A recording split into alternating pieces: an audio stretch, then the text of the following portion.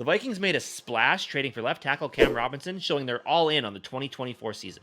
Here's two other positions the Vikings need to consider. Number 1. Moving forward here to the trade deadline, and in our opinion, the number one is defensive interior. I'll let you jump into what your thoughts on that, and then players that we might think the Vikings could consider. Right, for sure. And like you said, big position of need. You and I have both been concerned about the structure of this defensive interior for a long time. I mean, obviously they made big moves in the offseason, bringing in 2 edge rushers, drafting Dallas Turner. Like they solidified the edge, but that center still needs some help, right? Like Levi Drake Rodriguez hasn't seen the field yet. He was a 7th round pick. You have Harrison Phillips, who I really like, but he's not a true blue pass rushing nose tackle. Not as much of an impact player as you'd want at that spot. So there are 2 different ways that you could look at this, right? Like you and I mean, I think the preferred method here is to think now, but also think for the future. And when you're looking at that, you have players like Dexter Lawrence, who is leading the league in sacks as a nose tackle. You have guys like Jeffrey Simmons from the Titans. Now, again, I don't think either of those guys are up for sale. And if they were, it's going to cost you, I think, at least 2 first-round picks. Which, if you ask me right now, would you give up 2 first-round picks and maybe even a third to get Dexter Lawrence? I'm not even going to waste any time. I'm saying yes right away. That type of guy on this defense would make a huge impact, and it's just something we're missing. So, again, do I think that that's the route that we're going to end up taking here? I don't.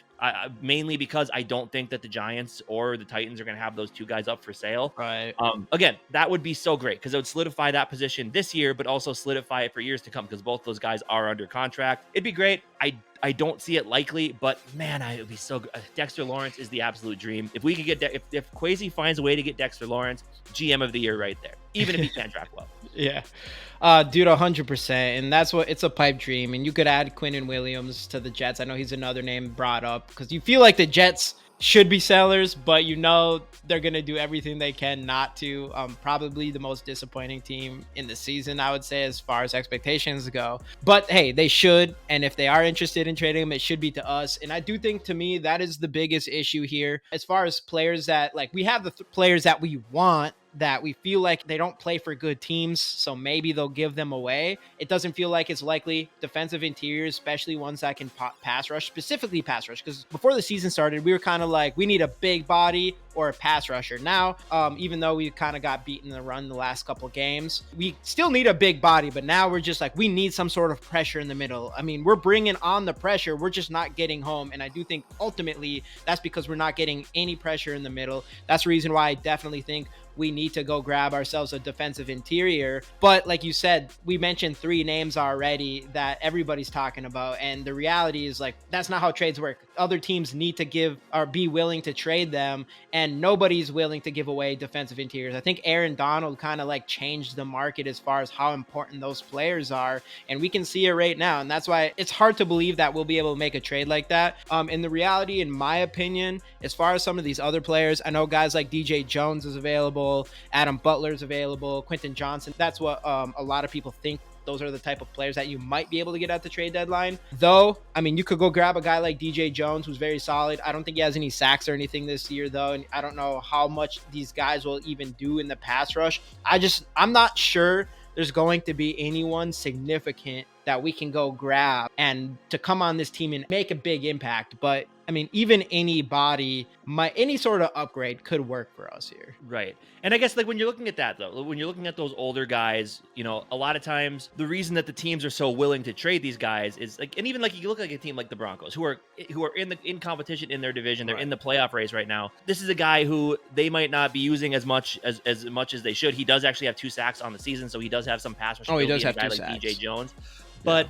I mean, but he's on an expiring contract, so that's kind of like, and that's the other, when you kind of have to shift your focus. When you shift your focus away from the Dexter Lawrences and the Simmons of the world, you're going to get these guys who you're going to be able to get on expiring contracts, but they are going to be 1-year rentals. So if Kwesi is to make a move like that, I really do hope that it's in the same mindset as the trade we made the other day here, where you're not trading 20-25 picks because we're just so limited at that spot. So I would really hope if you're going to get a DJ Jones or even Sebastian Joseph Day, who is the other defensive interior guy for the Titans, who, you know, is solid, again, older and on an expiring contract. But if you're going to make those moves, I really don't want to see Kwesi give up any 2025 draft capital to get him.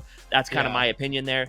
but you do feel like the most reasonable course of action, those are going to be the type of guys that you're going to be targeting here. They're helping you this year, and then you hope to make a splash in the draft or in free agency next year to get those guys for the rest of your Super Bowl window, where you're most likely having JJ McCarthy as your quarterback here. So again, two kind of different schools of thought of how you approach this. For me, the only way I am giving up 2025 draft capital is if you're getting a young, impactful defensive interior who has years left on his contract or is willing to sign an extension.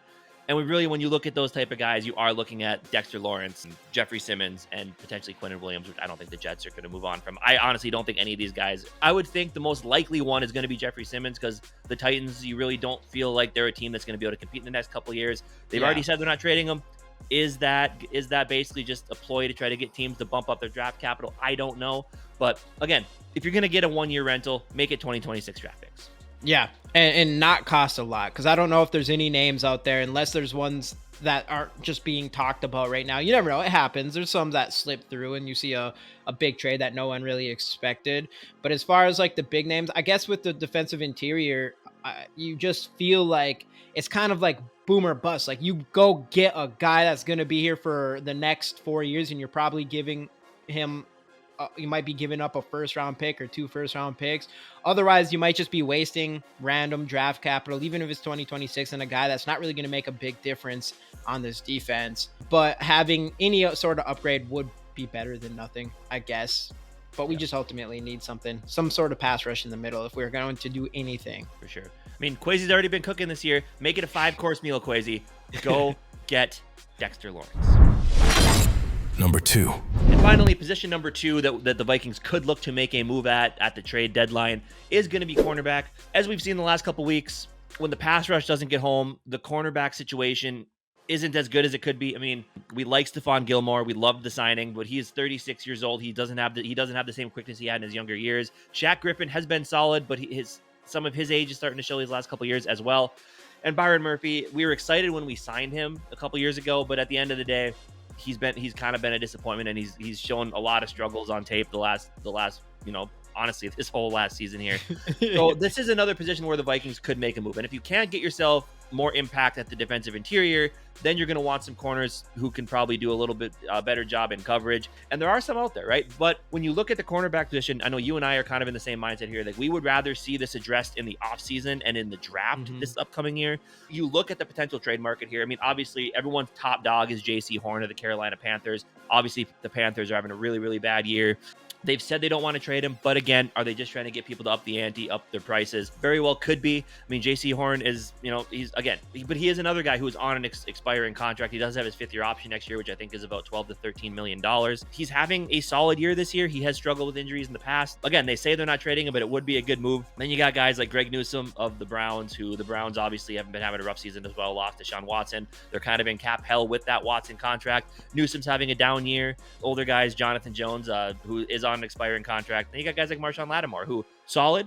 He is getting a little bit up there in age, but he comes with a pretty hefty price tag. So to me, there's no obvious players I'd like the Vikings to make a move for here. I guess if they're going to get one, go get J.C. Horn, but I don't know. Well, J.C. Horn, obviously, he has the age. I think he's on his 5th-year option. Next year, or next year, so you have him for 1 year. If you were going to trade for him, that means you would want to definitely extend him or whatever. We have the money to do it, and maybe, I don't know, maybe that's something that you do in the offseason, or you could do it this season. The hard part is, for me, is like you said, like, we got solid players in Gilmore, who he's 34. By the way, he's not 36, so he's not quite there yet, but 34. And then you have Shaq Griffin, who's been solid for the most part. And honestly, if we can't get to the quarterback like we haven't for a while, like, no cornerbacks are going to last forever in the secondary. The thing is a lot of these guys, I don't know how they come in and they're just an absolute, like, just an easily upgrade over those 2 players. Yeah, over Byron Murphy, I definitely think we could have someone there.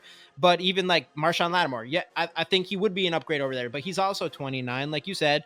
I mean, we'd have to pay him $30 million a year going into next year or whatever. So that's pretty expensive. And I guess my heart is just, you don't get a lot of chances to win a Super Bowl. I get it. So you might need to make some big moves if this is going to be your year, like similar to what you saw with a team like the Rams with Stafford, and they're just like, we're putting it all on this next season, and it worked for them. We're kind of in a different situation where we're starting our Super Bowl contention window, or at least just being a really good team, a year earlier than anybody expected, which is this year. So we have that feeling like, I think we're only going to get better. And that's the main reason why we're reluctant to go and just trade for a rental guy just for this season. A guy like JC Horn, potentially. I mean, I guess you would probably extend him, or Marshawn Lattimore, where you're going to pay him 30 million years next year.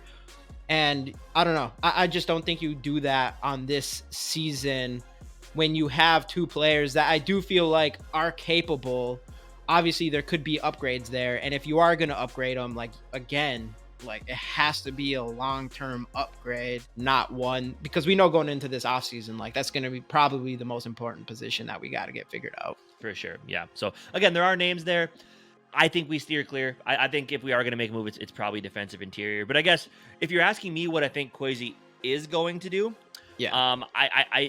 I think he's going to reach out to the Giants and the Titans, maybe the Jets, be like, hey, Dexter Lawrence, Jeffrey Simmons, Quentin Williams, are these guys available?